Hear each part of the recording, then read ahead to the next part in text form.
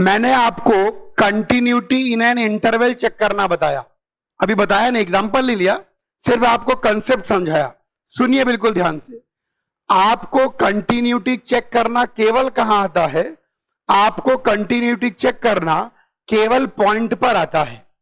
किसी भी पॉइंट पे फंक्शन कंटिन्यूअस होगा अगर LHL equal to RHL equal to value of function.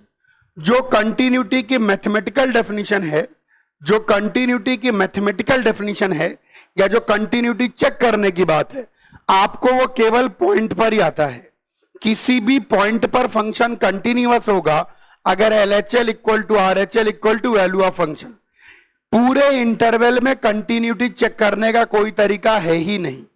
पूरे इंटरवल में कंटिन्यूटी चेक करने का तरीका कोई है ही नहीं। कंटिन्यूटी हमेशा पॉइंट्स पर ही चेक होती है। अब कल मैंने आपको कंटिन्यूटी इन एन इंटरवल बताई कि किसी इंटरवल में फंक्शन कंटिन्यूअस होगा यदि इंटरवल के हर पॉइंट पे फंक्शन कंटिन्यूअस हो। किसी इंटरवल में फंक्शन कंटिन्यूअस होगा अगर इंटरवल के हर पॉइंट पे फंक्शन कंटिन्यूअस हो।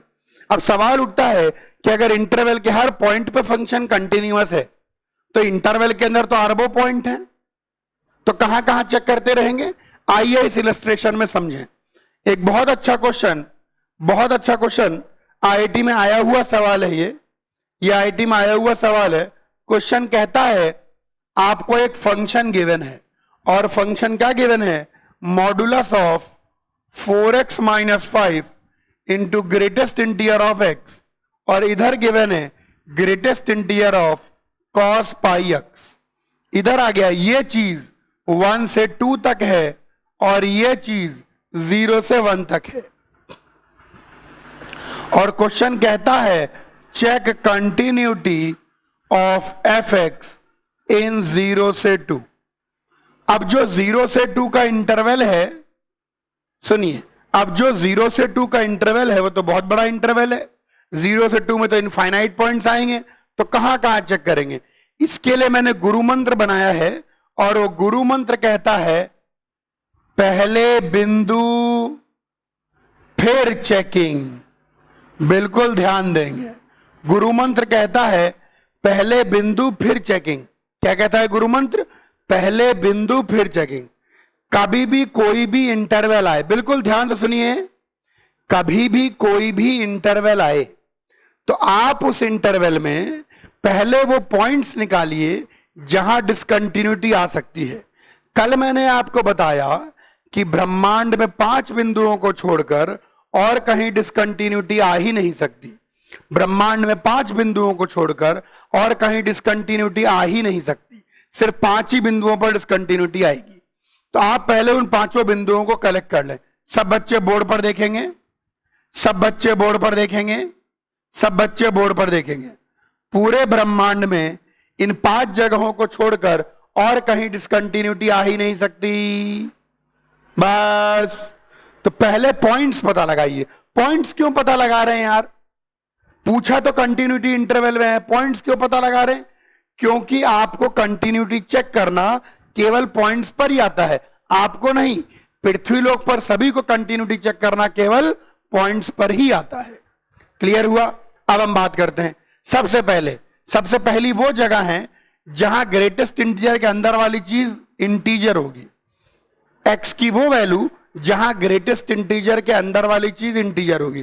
क्या कोई ग्रेटेस्ट इंटीजर दिख रहा है? हाँ, दो ग्रेटेस्ट इंटीजर दिख रहे हैं, एक ये और एक ये। तो केस ले लेते हैं, एक तो ये ग्रेटेस्ट इंटीजर है और एक ये ग्रेटेस्ट इंटीजर है। इसके अंदर वाली चीज कहां कहां इंटीजर जाएगी? इसके अंदर वाली चीज केवल 2 पर इंटीजर जाएगी। क्यों? क्योंकि इस डेफिनेशन का इस्तेमाल आप केवल 1 से 2 में करते हैं। तो ये देखो कहां कहां, पहले पॉइंट्स ढूंढो, कौन कौन से पॉइंट पर डिसकंटिन्यूटी आ सकती है। पहले पॉइंट्स ढूंढो कौन कौन से पॉइंट पर डिसकंटिन्यूटी आ सकती है, और आपको ढूंढने नहीं है, सिर्फ 5 जगह डिसकंटिन्यूटी आ सकती है। x की वो वैल्यू जहां ग्रेटेस्ट इंटीजर के अंदर वाली चीज इंटीजर हो जाए। याद करो कल मैंने 5 पॉइंट लिखवाए थे। पहला पॉइंट क्या था? x की वो वैल्यू जहां पर ग्रेटेस्ट इंटीजर के अंदर वाली चीज इंटीजर हो जाए। तो हमारे पास कितने ग्रेटेस्ट इंटीजर हैं? हमारे पास 2 ग्रेटेस्ट इंटीजर हैं। एक ग्रेटेस्ट इंटीजर x है और एक ग्रेटेस्ट इंटीजर cos पाई x है। अब इसके अंदर वाली चीज कहां इंटीजर जाएगी? केवल 2 पर, क्योंकि इस परिभाषा का इस्तेमाल आप सिर्फ इस इंटरवल में कर रहे हैं और इस परिभाषा का इस्तेमाल आप केवल इस इंटरवल में कर रहे हैं। तो ये कहां इंटीजर जाएगा इस इंटरवल में? केवल 2 पर। ये कहां इंटीजर जाएगा इस इंटरवल में? आओ मिलके पता लगाते हैं। इधर देखिए, इधर देखिए, x अगर 0 से 1 वेरी कर रहा है तो पाई x 0 से पाई वेरी कर रहा है, यानी cos को मिलने वाला एंगल 0 से पाई वेरी कर रहा है। अगर cos को मिलने वाला एंगल 0 से पाई वेरी कर रहा है, अगर cos को मिलने वाला एंगल 0 से पाई वेरी कर रहा है, तो कहां कहां cos इंटीजर जाएगा? या तो एंगल 0 हो जाए, या एंगल पाई बाई 2 हो जाए, या एंगल पाई हो जाए। यानी एक तो x इक्वल टू 0 पर अंदर वाली चीज इंटीजर जाएगी, एक x इक्वल टू हाफ पे अंदर वाली चीज इंटीजर जाएगी, एक x इक्वल टू 1 पे अंदर वाली चीज इंटीजर जाएगी। सुनिए सुनिए, एक बार फिर सुनिए, कभी भी कोई भी इंटरवल अगर गिवन है तो पहले आप ये पता लगाइए कि उस इंटरवल के कौन कौन से पॉइंट पर कंटिन्यूटी चेक करनी है, क्योंकि आपको कंटिन्यूटी चेक करना केवल पॉइंट्स पर ही आता है। तो पहले आप यह पता लगाएंगे कि उस इंटरवल के कौन कौन से पॉइंट्स पर कंटिन्यूटी चेक करनी है। ठीक है, अच्छा, कौन कौन से पॉइंट पर कंटिन्यूटी चेक करनी है? सिर्फ 5 जगहों पर। पहला क्या था? जहां पर ग्रेटेस्ट इंटीजर के अंदर वाली क्वांटिटी इंटीजर जाए। तो यहां दो ग्रेटेस्ट इंटीजर हैं, एक ग्रेटेस्ट इंटीजर x है, एक ग्रेटेस्ट इंटीजर cos पाई x है। तो हमको x की वो वैल्यू ढूंढनी पड़ेगी, तो हमको x की वो वैल्यू ढूंढनी पड़ेगी जहां पर ग्रेटेस्ट इंटीजर के अंदर वाली क्वांटिटी इंटीजर जाए। ध्यान रखना, फिर दोहरा रहा हूं, x इंटीजर हो या ना हो फर्क नहीं पड़ता, x इंटीजर हो या ना हो फर्क नहीं पड़ता। ग्रेटेस्ट इंटीजर के अंदर जो लिखा है वह क्वांटिटी जहां इंटीजर जाए। जैसे x हाफ पर ग्रेटेस्ट इंटीजर के अंदर वाली क्वांटिटी इंटीजर जाए, तो केवल ग्रेटेस्ट इंटीजर से 1 2 3 4 पॉइंट निकल के आ गए। अब बताइए, क्या कोई फ्रैक्शनल पार्ट है? नहीं। क्या कोई सिग्नम है? नहीं। क्या कोई डिनोमिनेटर है? नहीं। आखिरी चीज क्या थी? जिस पॉइंट के अबाउट डेफिनेशन चेंज करे, जिस पॉइंट के अबाउट डेफिनेशन चेंज करे। देखो, 1 के अबाउट डेफिनेशन चेंज कर रही है, 1 से छोटे पर कुछ और परिभाषा, 1 से बड़े पर कुछ और परिभाषा।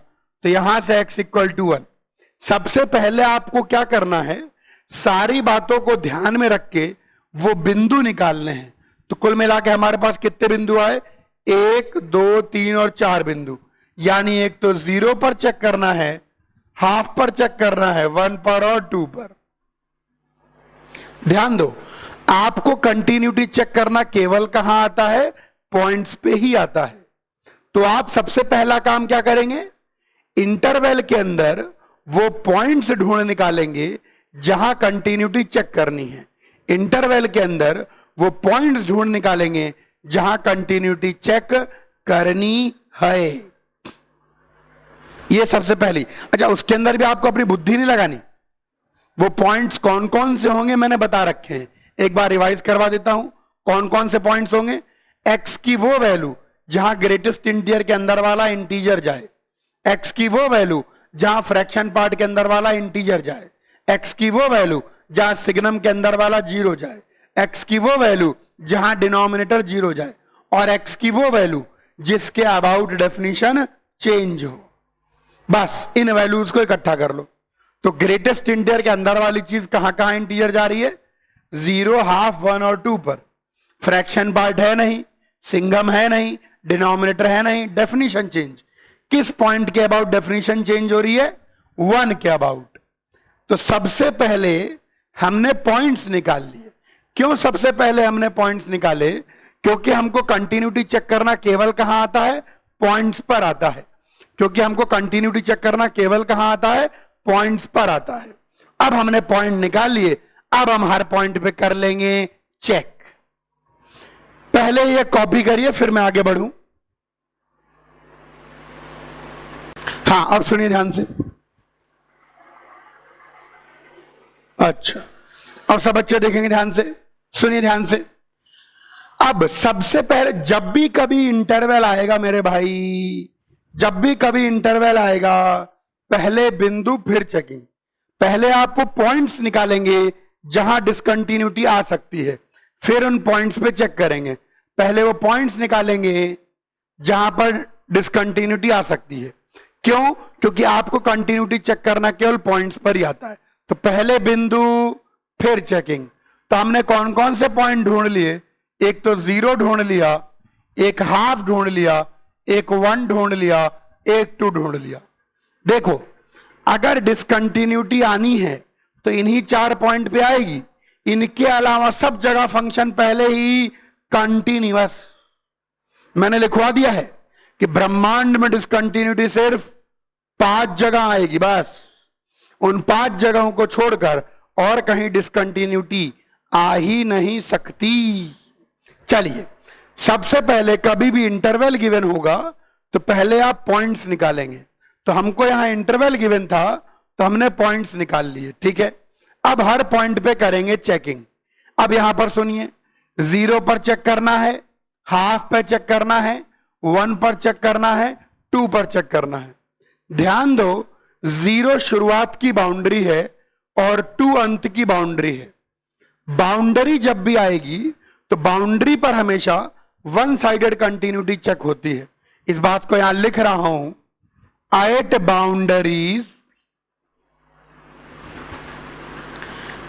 Boundaries only one sided continuity is checked.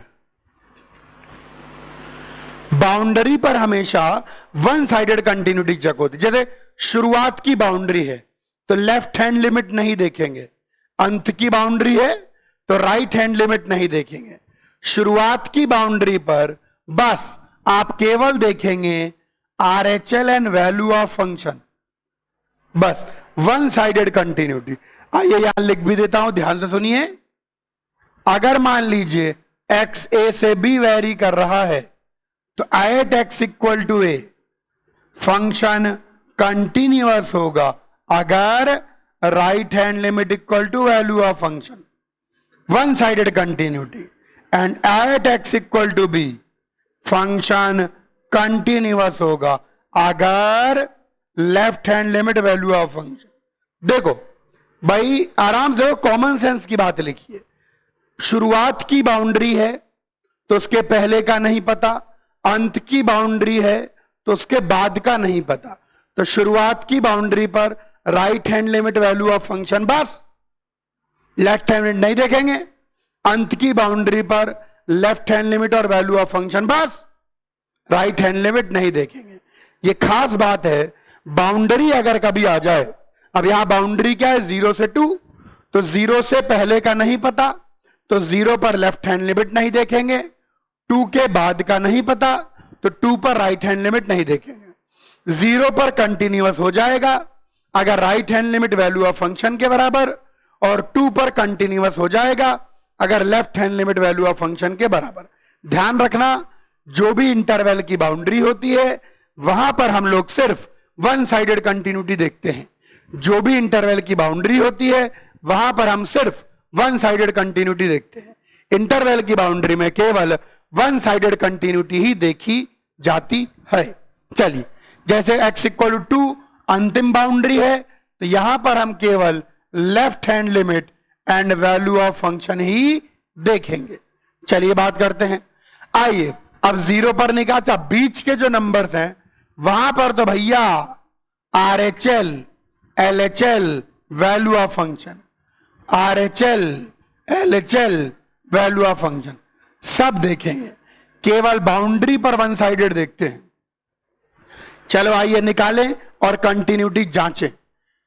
पहले 0 पर वैल्यू ऑफ फंक्शन, 0 यहां रख दीजिए शुद्ध, 0 रख दिया, cos 0 1 का ग्रेटेस्ट इंटीजर 1। अब राइट हैंड लिमिट देखेंगे, 0 से चिन्हन मिनन बड़ा, मैं बोलूंगा आप सुनिए, कोई इंडिटरमिनेट फॉर्म नहीं है। अगर x 0 से चिन्हन मिनन बड़ा तो पाई इंटू एक्स एक छोटा पॉजिटिव एंगल होगा। जैसे फॉर एग्जाम्पल 0 से चिन्हन मिनन बड़ा तो x को ले लो 0.01, अगर x को 0.01 ले लिया तो पाई 180 डिग्री हो गया, तो 180 डिग्री इंटू 0.01 1.8 डिग्री, 1.8 डिग्री का कॉस 0 से 1 के बीच में होगा, और 0 से 1 के बीच का ग्रेटेस्ट इंटीरियर 0।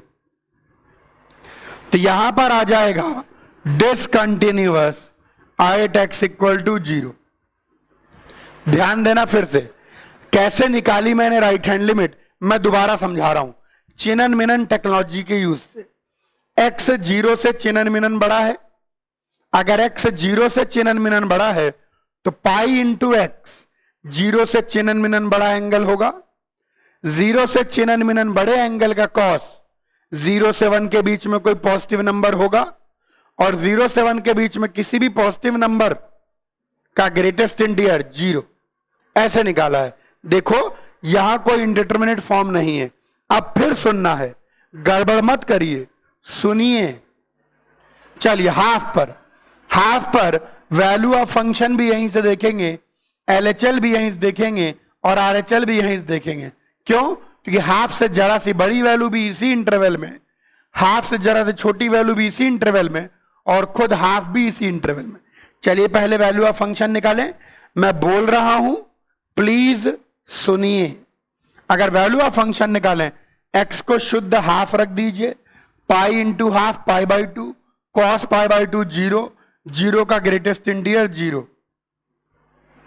LHL सुनिए, x हाफ से छोटा जरा सा, तो pi into x pi by two से छोटा, पाई बाई टू से छोटा फर्स्ट क्वाड्रेंट में, फर्स्ट क्वाड्रेंट का ग्रेटेस्ट इंटीरियर 0 से 1 के बीच में, तो उसका ग्रेटेस्ट इंटीरियर 0।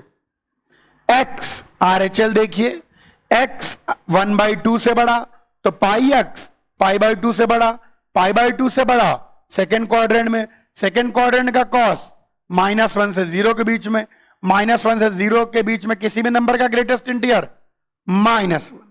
तो यहां पर भी आ गया discontinuous at x equal to half. आराम से करना है, आराम से। देखो यहां पर कोई जो है इनडिटरमिनेट फॉर्म नहीं है, आराम से। फिर सुनिए दोबारा से, LHL RHL, अगर x हाफ से छोटा तो पाई x पाई बाई टू से छोटा, पाई बाई टू से छोटे का कॉस 0 से 1 के बीच में, 0 से 1 के बीच का ग्रेटेस्ट इंटीरियर 0। अगर x हाफ से बड़ा तो पाई x पाई बाई टू से बड़ा, पाई बाई टू से बड़ा सेकेंड क्वाड्रेंट में, सेकेंड क्वाड्रेंट का कॉस नेगेटिव, सेकेंड क्वाड्रेंट का कॉस -1 से 0 के बीच में, उसका ग्रेटेस्ट इंटीरियर -1। आराम से सिस्टमेटिकली निकालना है। 1 पर आ जाइए, 1 पर शुद्ध वैल्यू ऑफ फंक्शन यहां से देखेंगे। अगर शुद्ध 1 रख दें तो पाई हो जाएगा, कॉस पाई -1 का ग्रेटेस्ट इंटीरियर -1। LHL भी यहीं से देखेंगे। x अगर 1 से छोटा, आराम सुनिए, x अगर 1 से छोटा तो पाई इंटू एक्स पाई से छोटा, पाई से छोटा सेकेंड क्वाड्रेंट में, सेकेंड क्वाड्रेंट का कॉस -1 से 0 के बीच में, -1 से 0 का ग्रेटेस्ट इंटीरियर -1। RHL यहां से नहीं देखेंगे, RHL का मतलब 1 से चिनन मिनन बड़ा, तो 1 से चिनन मिनन बड़ा यहां देखेंगे। यहां देखिए 1 से चिनन मिनन बड़े का ग्रेटेस्ट इंटीरियर 1 आ गया, और यहां 1 रख दीजिए तो ये भी 1 1 1 जा 1। तो लिमिट निकाल लीजिए, कोई खास बात है नहीं इसमें, कोई इंडिटरमिनेट फॉर्म तो है नहीं। तेरी इतनी भयानक गड़बड़। फिर से discontinuous at x equal to 1। मुझे तो लग रहा है 4 जगह डिसकंटिन्यूटी आ सकती थी और शायद चारों जगह आएगी। 2 पर आ जाइए, 2 पर वैल्यू ऑफ फंक्शन सुनिए, कानों से सुनिए। शुद्ध 2 रख दीजिए, शुद्ध 2 का ग्रेटेस्ट इंटीरियर 2, 4 दूनी 8, 8 में 5 गए 3, 3 दूनी 6। LHL का मतलब है 2 से चिनन मिनन छोटा, LHL का मतलब है 2 से चिनन मिनन छोटा। अगर x 2 से छोटा है तो ग्रेटेस्ट इंटीरियर 1, ये 1, 4 2 जा 8, 8 - 5 3, 3 1 जा 3। ओ तेरी, so discontinuous at x equal to. So 0 से 2 के इंटरवल में 4 जगह डिसकंटिन्यूटी आ सकती थी और 4 के चारों जगह आई। कॉपी करिए।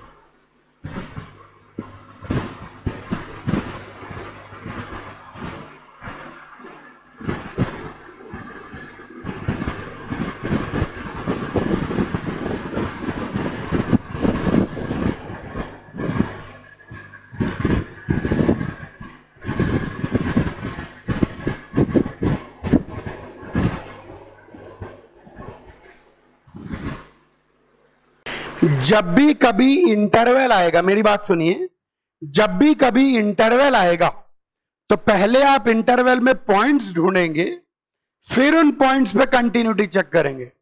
आपको कंटिन्यूटी चेक करना केवल कहां आता है? आपको कंटिन्यूटी चेक करना केवल पॉइंट्स पे आता है। आपको कंटिन्यूटी चेक करना केवल पॉइंट्स पे आता है। तो कभी भी इंटरवल गिवन होगा, पहले बिंदु फिर चेकिंग, पहले बिंदु फिर चेकिंग। इस बात को बिल्कुल ध्यान देना। पहले बिंदु ढूंढेंगे, पहले पॉइंट्स ढूंढेंगे और फिर चेकिंग करेंगे। बिल्कुल इस बात को सब बच्चे ध्यान देंगे। चलिए अब हम लोग पढ़ेंगे सम थ्योरम्स ऑन कंटिन्यूटी। इन थ्योरम्स पर सब बच्चों को ध्यान देना है। एक आखिरी चीज कंटिन्यूटी के चैप्टर में, कंटिन्यूटी का चैप्टर बहुत छोटा होता है। कंटिन्यूटी के चैप्टर के अंदर मात्र 4 चीजें होती हैं। आइए इस चैप्टर को बर्ड आई व्यू से देखें। कंटिन्यूटी के चैप्टर में 4 चीजें होती हैं। पहला होता है definition of continuity at a point, जो कि हमने देख लिया, उस पर एग्जांपल भी ले लिए। दूसरा इसके अंदर होता है टाइप्स ऑफ डिसकंटिन्यूटी। तीसरा इसके अंदर होता है कंटिन्यूटी इन एन इंटरवल, जो हमने देख लिया। और चौथा होता है थ्योरम्स ऑन कंटिन्यूटी। बस यही है कंटिन्यूटी का छोटा सा चैप्टर। बिल्कुल ध्यान देना है। कंटिन्यूटी एट अ पॉइंट देख लिया, कंटिन्यूटी का कंसेप्ट देख लिया, उसके बाद टाइप्स ऑफ डिसकंटिन्यूटी देख ली। वहां थोड़ा दिमाग का दही हुआ, लेकिन हम रायता बना के खा गए, काम बन गया। तीसरा कंटिन्यूटी इन एन इंटरवल भी हमने देख लिया। और चौथा और आखिरी अब हम लोग देखेंगे थ्योरम्स ऑन कंटिन्यूटी। सब बच्चे बोर्ड पर ध्यान देंगे। ये जो थ्योरम्स ऑन कंटिन्यूटी हैं, ये थ्योरम नहीं है, बल्कि मैं थ्योरम है मतलब, लेकिन ये स्टेटमेंट्स हैं जो हमको ध्यान रखने हैं। ये छोटी छोटी बातें हैं कंटिन्यूटी के बारे में जो कि हमको ध्यान रखनी है, ऐसा समझें आप। चलिए मैं एक एक करके थ्योरम लिखूंगा और उनको समझाऊंगा। 8-9 बातें हैं जो कि मुझे आपको बतानी है, सुनेंगे। सबसे पहली थ्योरम ये कहती है कि अगर fx और gx दोनों कंटिन्यूअस हैं, तो अगर 2 फंक्शन कंटिन्यूअस हैं तो उनका एडिशन, सब्सट्रैक्शन, मल्टीप्लिकेशन, डिवीजन सब कंटिन्यूअस होगा। If fx and gx both are continuous, then their addition, subtraction, multiplication, division all will be continuous। अगर 2 फंक्शन कंटिन्यूअस होते हैं तो उनका एडिशन, सब्सट्रैक्शन, मल्टीप्लिकेशन, डिवीजन सब कंटिन्यूअस होगा। थ्योरम 2 कहती है if one is continuous and one is discontinuous, अगर एक फंक्शन कंटिन्यूअस है और एक फंक्शन डिसकंटिन्यूअस है, अगर एक फंक्शन कंटिन्यूअस है और अगर एक फंक्शन डिसकंटिन्यूअस है, then addition and subtraction will be discontinuous. अगर एक फंक्शन कंटिन्यूअस है और एक फंक्शन डिसकंटिन्यूअस है तो एडिशन एंड सब्सट्रैक्शन डिसकंटिन्यूअस ही होगा। But nothing can be said about multiplication और डिवीजन। ध्यान रखना, अगर एक कंटिन्यूअस है और एक डिसकंटिन्यूअस है तो उनका एडिशन एंड सब्सट्रैक्शन डिसकंटिन्यूअस ही होगा। लेकिन मल्टीप्लिकेशन डिवीजन के बारे में कुछ नहीं कह सकते। मल्टीप्लिकेशन और डिवीजन कंटिन्यूअस भी हो सकता है और डिसकंटिन्यूअस भी हो सकता है। अब ध्यान से देखेंगे T3, इफ बोथ डिसकंटिन्यूअस, अगर दोनों ही डिसकंटिन्यूअस हो गए, then nothing can be said about anything. अगर दोनों ही डिसकंटिन्यूअस हो गए तो फिर आप किसी के बारे में कुछ नहीं कह सकते। If both are discontinuous then nothing can be said about anything. अगर दोनों के दोनों ही डिसकंटिन्यूअस हैं तो आप उनके एडिशन, सब्सट्रैक्शन, मल्टीप्लिकेशन, डिवीजन के बारे में कोई एग्जैक्ट कमेंट नहीं कर सकते। वो कंटिन्यूअस भी हो सकते हैं और डिसकंटिन्यूअस भी हो सकते हैं। अब सुने ध्यान से, और थ्योरम 4, पॉइंट फंक्शंस। आइए पहले आपको बताऊं पॉइंट फंक्शन क्या होता है। बोर्ड पर देखिए, इस प्रकार का कोई फंक्शन, जैसे इस फंक्शन को देखो, इस बेचारे की डोमेन में केवल एक पॉइंट ही है। इस बेचारे की डोमेन में केवल 2 है। क्यों भैया? क्योंकि 2 से बड़ी वैल्यू रखोगे तो ई रोने लगेगा और 2 से छोटी वैल्यू रखोगे तो ई रोने लगेगा। 2 से बड़ी वैल्यू इसकी डोमेन में नहीं है और 2 से छोटी वैल्यू इसकी डोमेन में नहीं है, तो इस बेचारे की डोमेन में एक ही पॉइंट है 2। इस प्रकार के फंक्शन को कहते हैं पॉइंट फंक्शंस। पॉइंट फंक्शंस वो होते हैं जिनकी डोमेन में सिर्फ डिस्क्रीट पॉइंट हो। जरूरी नहीं एक ही पॉइंट हो, कितने भी पॉइंट हो सकते हैं, लेकिन डोमेन में सिर्फ पॉइंट्स ही होते हैं। Point functions are those whose domain contains only distinct points। Points function वो होते हैं जिसकी डोमेन में सिर्फ डिस्टिंक्ट पॉइंट हो, इंटरवल नहीं, नो इंटरवल। जिसकी डोमेन में कोई भी इंटरवल ना हो। 1 पॉइंट हो सकता है, 2 पॉइंट हो सकते हैं, 10 पॉइंट हो सकते हैं, 20 पॉइंट हो सकते हैं, 100 पॉइंट हो सकते हैं, कितने भी पॉइंट हो सकते हैं, लेकिन सिर्फ पॉइंट्स हो, इंटरवल ना हो। और क्या ध्यान रखना है? ध्यान ये रखना है कि पॉइंट फंक्शंस आर कंटिन्यूअस। ध्यान रखना है कि पॉइंट फंक्शंस को हमेशा कंटिन्यूअस लेना है। पॉइंट फंक्शन को हमेशा कंटिन्यूअस लेना है। कॉपी करो और बताएं। चलिए बात करने जा रहा हूं मैं अब, सुनिए ध्यान से। थ्योरम 5, 4 थ्योरम समझ में आ गई। अब सब बच्चे 5वीं थ्योरम पर बहुत ज्यादा ध्यान देंगे। 4 थ्योरम समझ में आ गई, अब सब बच्चे 5वीं थ्योरम पर बहुत ज्यादा ध्यान देंगे। सुनिए बहुत ज्यादा ध्यान से, सुनिए सुनिए। ये 5वीं और 6ठी थ्योरम थोड़ी डिफरेंट सी है, इन पर ध्यान देना है। ज्यादा थ्योरम्स नहीं है कम ही थ्योरम। सुनो, अगर कोई कंटिन्यूअस फंक्शन है, मेरी बात को सुनिए, पहले मुझे सुनिए। अगर कोई कंटिन्यूअस फंक्शन है, मान लीजिए एक कंटिन्यूअस फंक्शन है और उस कंटिन्यूअस फंक्शन का आउटपुट हमेशा रैशनल नंबर है। मेरी बात को सुनिए, मेरी बात को सुनिए आप। एक कंटिन्यूअस फंक्शन है और उस कंटिन्यूअस फंक्शन का आउटपुट केवल रैशनल नंबर है। मैंने क्या बोला? कंटिन्यूअस फंक्शन है और उसका आउटपुट केवल रैशनल नंबर है। अच्छा, केवल रैशनल नंबर। तो बताइए क्या उसका आउटपुट अगर कभी हाफ आया है, अगर उसका आउटपुट कभी हाफ आया है तो क्या उसका आउटपुट हाफ से कभी बदल पाएगा?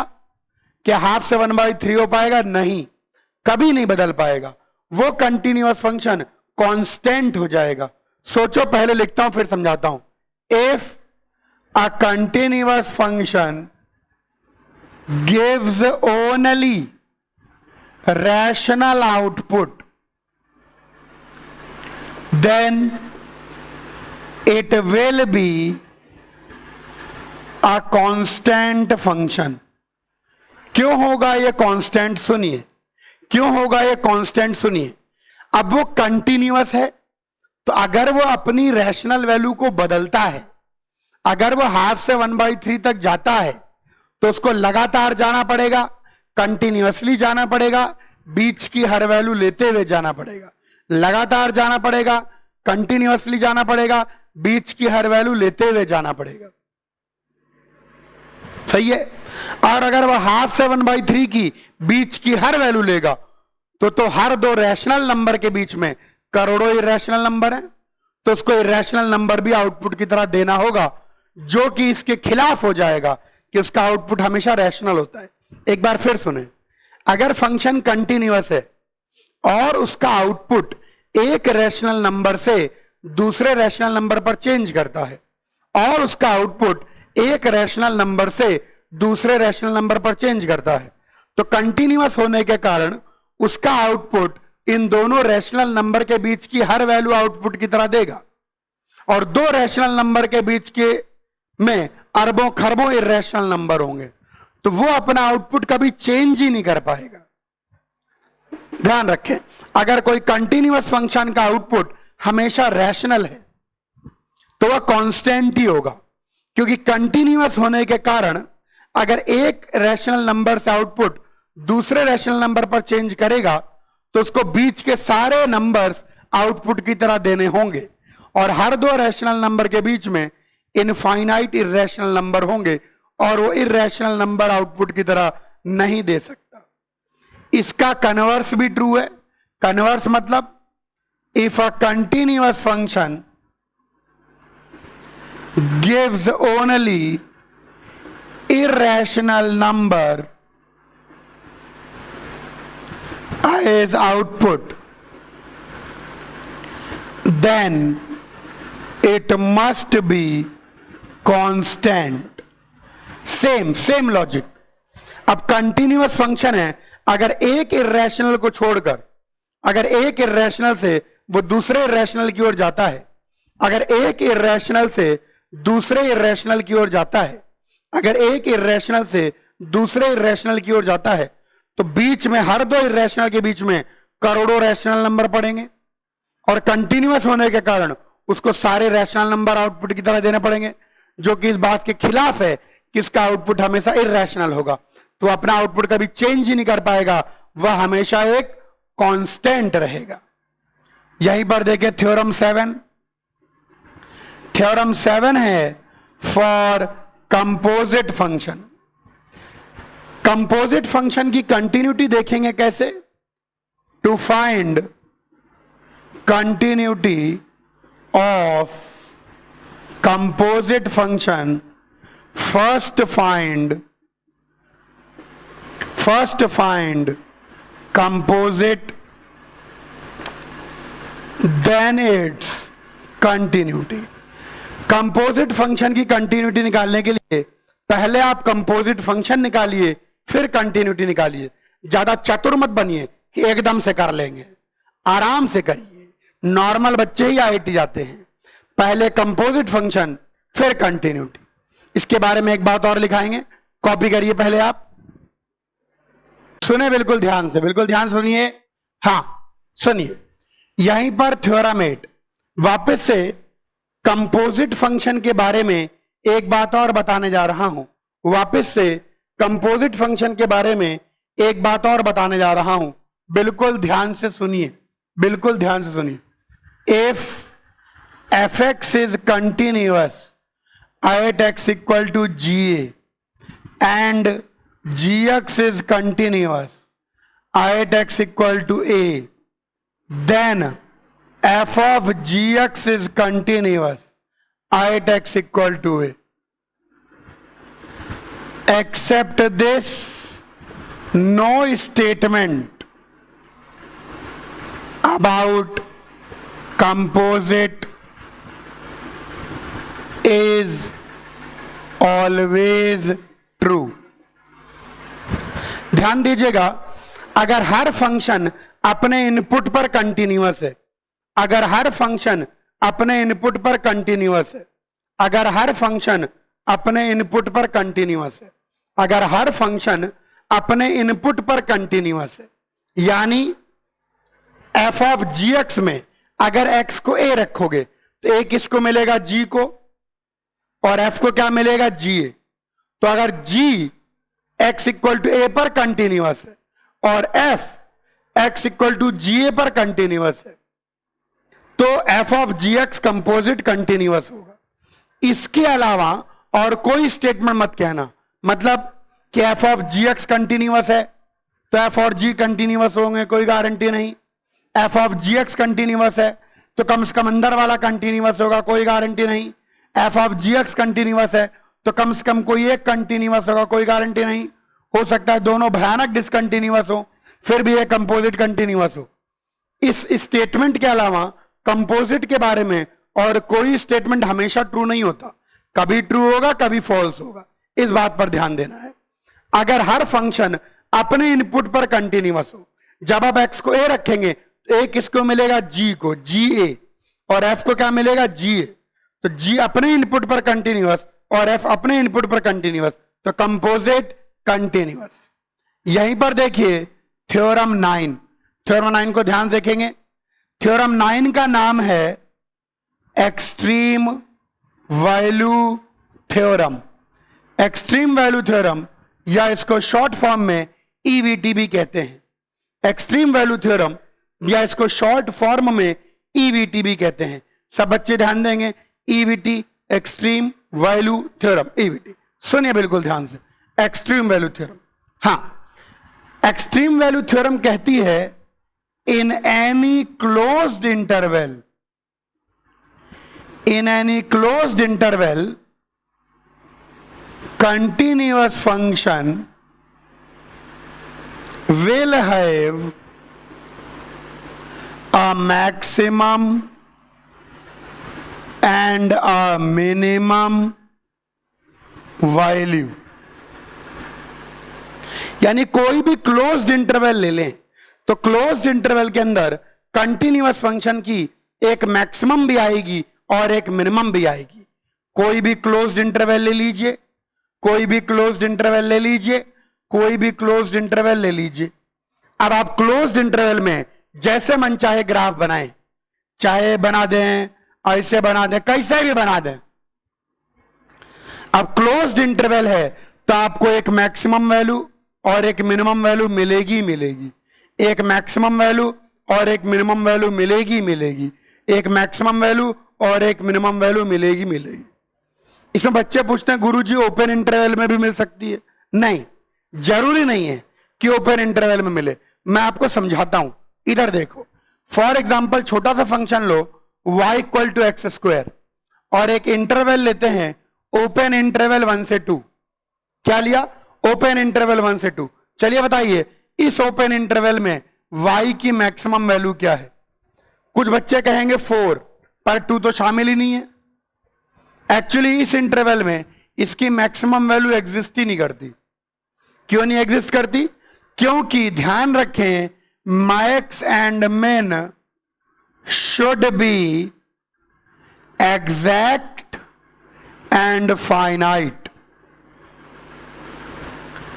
मैक्सिमम और मिनिमम एग्जैक्ट होना चाहिए। अगर मैं इस इंटरवल में इसकी मैक्सिमम पूछूं तो आप कोई एग्जैक्ट वैल्यू बता ही नहीं सकते। तो आप बोलोगे टेंडिंग टू 4, सर 4 के बहुत करीब में। ऐसे मजाक नहीं करने, टेंडिंग टू 4 से काम नहीं बनेगा। मैक्स और मिन एग्जैक्ट होना चाहिए, फाइनाइट होना चाहिए, तब एग्जैक्ट। अरे ये छोड़ो, छोटा सा फंक्शन ले लो y इक्वल टू एक्स 1 से 2 ओपन इंटरवल में y maximum does not exist, क्योंकि इस इंटरवल में आप कोई मैक्सिमम वैल्यू बता ही नहीं सकते। आप बोलोगे सर 2 से जरा सा छोटा, लेकिन आपको एग्जैक्ट वैल्यू बतानी है। आप बोलोगे 1.9 मैं बोलूंगा बेटा 1.99, फिर आप बोलोगे 1.999, मैं बोलूंगा 1.99999, फिर आप बोलोगे 1.999999999, और ऐसे कहानी चलती रहेगी, लेकिन मैक्सिमम डज नॉट एग्जिस्ट। लेकिन एक्सट्रीम वैल्यू थ्योरम कहती है कि अगर क्लोज्ड इंटरवल है तो आपको मैक्सिमम मिनिमम मिलेगा ही मिलेगा। हां, इसमें कुछ बच्चे पूछते हैं कि अगर ग्राफ ही हॉरिजॉन्टल हो जाए तो बेटा घबराने की जरूरत नहीं, यही इसकी मैक्सिमम वैल्यू है। अगर ये नहीं है मैक्सिमम वैल्यू तो इससे बड़ी वैल्यू बता दो। अरे मैक्सिमम का मतलब क्या होता है? सबसे बड़ा। अच्छा, यही इसकी मिनिमम वैल्यू भी है। अगर नहीं मानते तो उससे छोटी वैल्यू बता दो। अगर मैं ग्राफ ले लूं y इक्वल टू 2, तो इस ग्राफ में y की मैक्सिमम वैल्यू 2 है। क्यों? क्योंकि इससे बड़ी वैल्यू फंक्शन नहीं लेता। मैक्सिमम का यही मतलब है, सबसे बड़ा, और y की मिनिमम वैल्यू 2 है। क्यों? अगर नहीं मानते हो तो इससे छोटी वैल्यू बता दो कोई जो फंक्शन ले रहा हो। मैक्सिमम का मतलब जिससे बड़ा ना हो और मिनिमम का मतलब जिससे छोटा ना हो। चलिए कॉपी करिए इस पूरे को। अब सुनेंगे ध्यान से, लास्ट 3 थ्योरम्स थोड़ा ध्यान देना है। तो हम लोग कहां तक पहुंच गए थे? लास्ट थ्योरम कहां तक पहुंच गए थे हम लोग? 4, 5, 9, 10, 10th थ्योरम। सब बच्चे 10th थ्योरम को थोड़ा ध्यान से देखेंगे, बहुत ध्यान देखिए। If domain of a continuous function is a closed interval, अगर डोमेन क्लोज्ड इंटरवल है, then its range will also be closed interval, तो उसकी रेंज भी क्लोज्ड इंटरवल होगी। ये कोई खास बात नहीं है। ये कहां से आई है? ये एक्सट्रीम वैल्यू थ्योरम से ही आई है।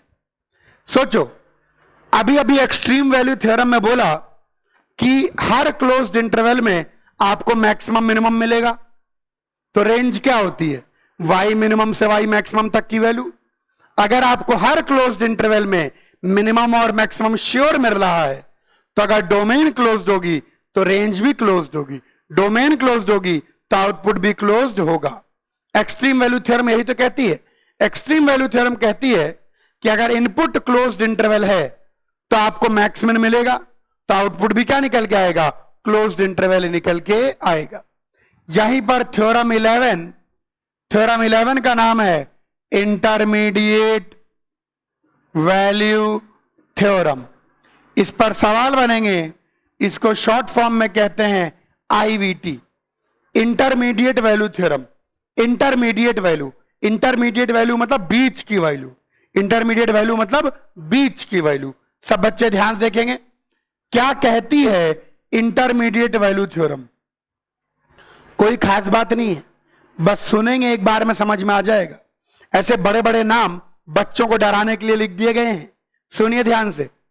If fx is continuous in a comma b, अगर fx a comma b में कंटिन्यूअस है, then for all c epsilon f of a comma f of b, f of b क्या है? उसका output.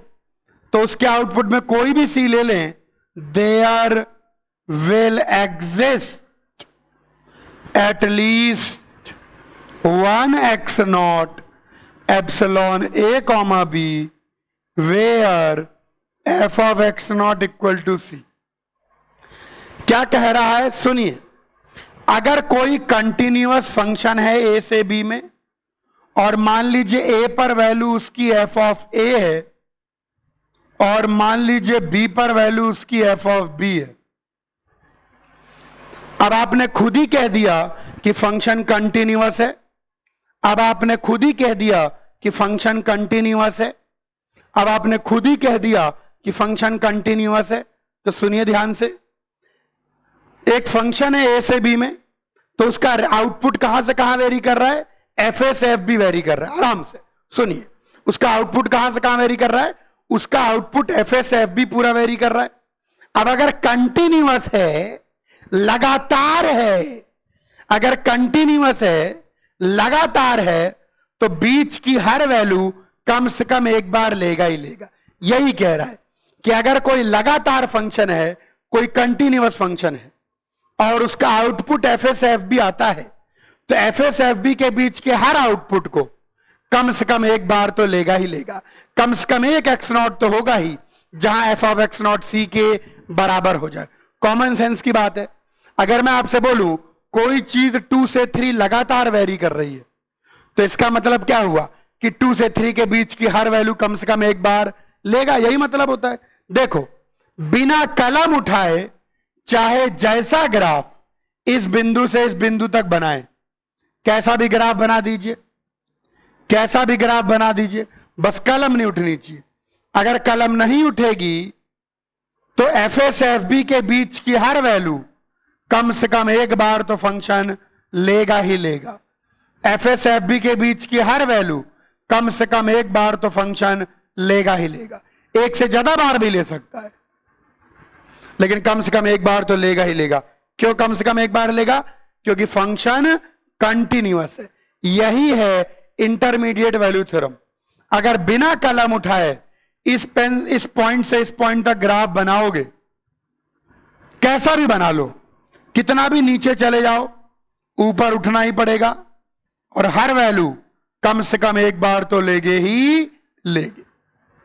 Copy कर लीजिए ध्यान से। आखिरी थ्योरम मैं बोलूंगा और आप एक बार में समझ जाएंगे। सुनिए ध्यान से। थ्योरम 12। थ्योरम 12 क्या कहती है? सब बच्चे सुनिए। थ्योरम 12 इंटरमीडिएट वैल्यू थ्योरम ही है बाई IVT।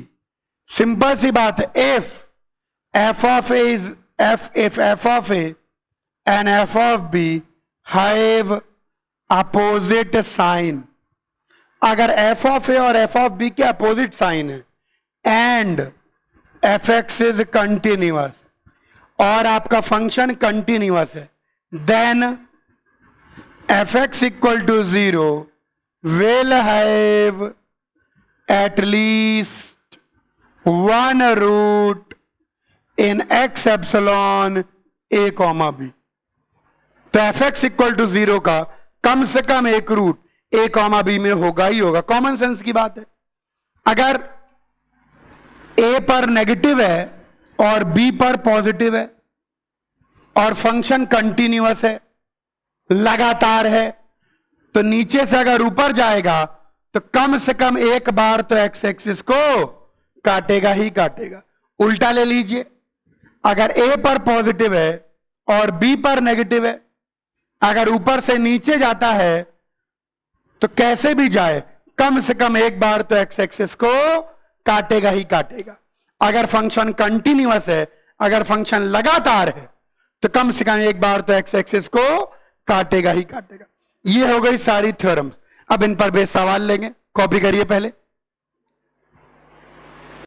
ओके, आप सब बच्चे देखेंगे IVT इंटरमीडिएट वैल्यू थ्योरम का हम लोग यूज करेंगे। IVT intermediate value theorem. आइए इस पर एक दो क्वेश्चन लें। ध्यान से देखेंगे IVT को, इंटरमीडिएट वैल्यू थ्योरम को ध्यान देखेंगे। शो दैट, खतरनाक क्वेश्चन है, show that fx equal to x minus a का क्यूब x माइनस b की power 4 plus x takes value a plus b by, show that the function this takes value a plus b by 2 for some x। हमको साबित करना है कि कभी ना कभी इस फंक्शन की वैल्यू ये आएगी, कभी ना कभी फंक्शन की वैल्यू ये आएगी। हमको ये साबित करना है। अच्छा, सबसे पहली चीज हम बोलेंगे कि fx इज कंटिन्यूअस। क्यों है fx कंटिन्यूअस? क्योंकि ब्रह्मांड में केवल 5 जगह डिसकंटिन्यूटी आ सकती थी और उन 5 में से यहां कोई नहीं है। ब्रह्मांड में केवल 5 जगह डिसकंटिन्यूटी आ सकती थी और उन 5 में से यहां कोई नहीं है। यह आ गया fx इज कंटिन्यूअस।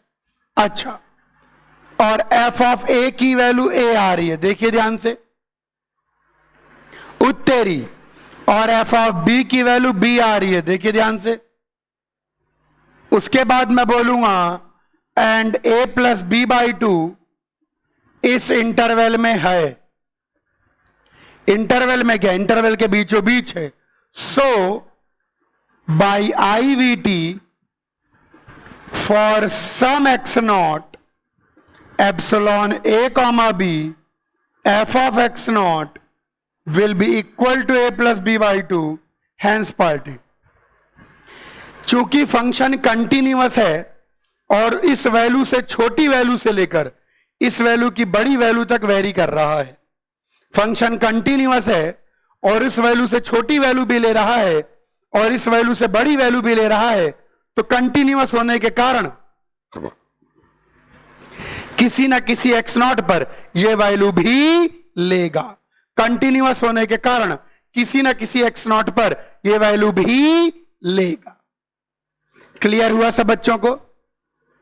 अरे क्लियर हुआ सब बच्चों को? क्लियर हुआ सब बच्चों को? कॉपी कर लीजिए। प्रकार का सवाल देखिए, नए प्रकार का सवाल। क्वेश्चन कहता है F x is continuous, F x continuous है and F zero F one के बराबर है। Show that for some C epsilon zero comma half, सिद्ध करना है किसी ना किसी सी जो जीरो से हाफ के बीच में है, f of c is equal to f of c plus half. आइए क्वेश्चन की सोच बताऊं और क्वेश्चन का सॉल्यूशन बताऊं। आइए क्वेश्चन की सोच बताऊं और क्वेश्चन का सॉल्यूशन बताऊं। सुनो सुनो सुनो, सोच को सुनो। जब भी कभी ऐसा सवाल आ जाए, जब भी कभी ऐसा सवाल आ जाए तो यहां कौन से वेरिएबल की एग्जिस्टेंस दिखानी है? यहां सी की एग्जिस्टेंस दिखानी है कि कोई ना कोई ऐसा सी एग्जिस्ट करेगा। कौन से वेरिएबल की एग्जिस्टेंस दिखानी है? सी की एग्जिस्टेंस दिखानी है कि कोई ना कोई ऐसा सी एग्जिस्ट करेगा। अब सुनिए ध्यान से, जो मैं कह रहा हूं सुनो। जिस वेरिएबल की एग्जिस्टेंस दिखानी है उस वेरिएबल की जगह एक्स लिख दो। जिस वेरिएबल की एग्जिस्टेंस दिखानी है उस वेरिएबल की जगह एक्स लिख दो और सबको एक साइड लाके नया फंक्शन मानो। जो मैं कह रहा हूं सुनिए, यहां पर आपको वेरिएबल सी की एग्जिस्टेंस दिखानी है। जिस वेरिएबल की एग्जिस्टेंस दिखानी हो उस वेरिएबल की जगह एक्स रखो और सबको एक साइड लाके नया फंक्शन मानो। तो सी की जगह एक्स रखूंगा, सबको एक साइड लाऊंगा और एक नया फंक्शन मान लूंगा। सुनो सुनो, सोच पकड़ो।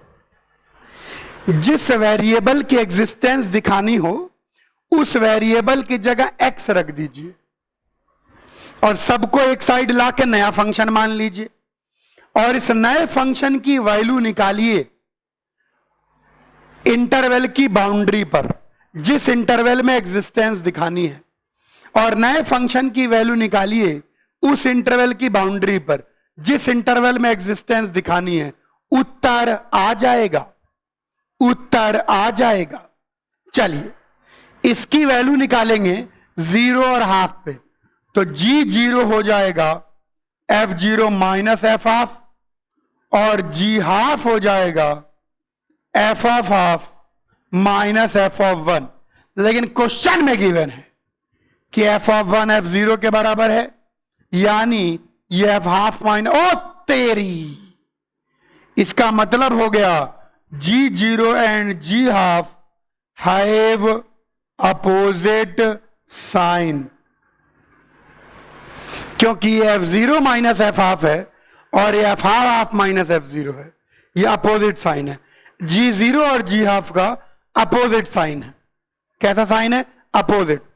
And ji x is continuous, so by I V T for some C epsilon 0 comma half GC should be 0, यानी f of c plus half should be 0, यानी f of c plus half, hence पार्टी। कितना आसान है, कितना लल्लू है, कितना चुन्नू है। देखिए ध्यान से, जिस वेरिएबल की एग्जिस्टेंस दिखानी हो उसकी जगह x रख के सबको एक साइड लाके नया फंक्शन मान लें और उस फंक्शन की वैल्यू निकालें उस इंटरवल की बाउंड्री पर जहां आपको दिखाना है, अपने आप आंसर आ जाएगा। यहां G0 G half opposite sign आ गए और G कंटिन्यूअस है तो कम से कम बीच में एक जगह 0 जाएगा ही जाएगा। अरे भैया कुछ बुझाइल कि ना बुझाइल?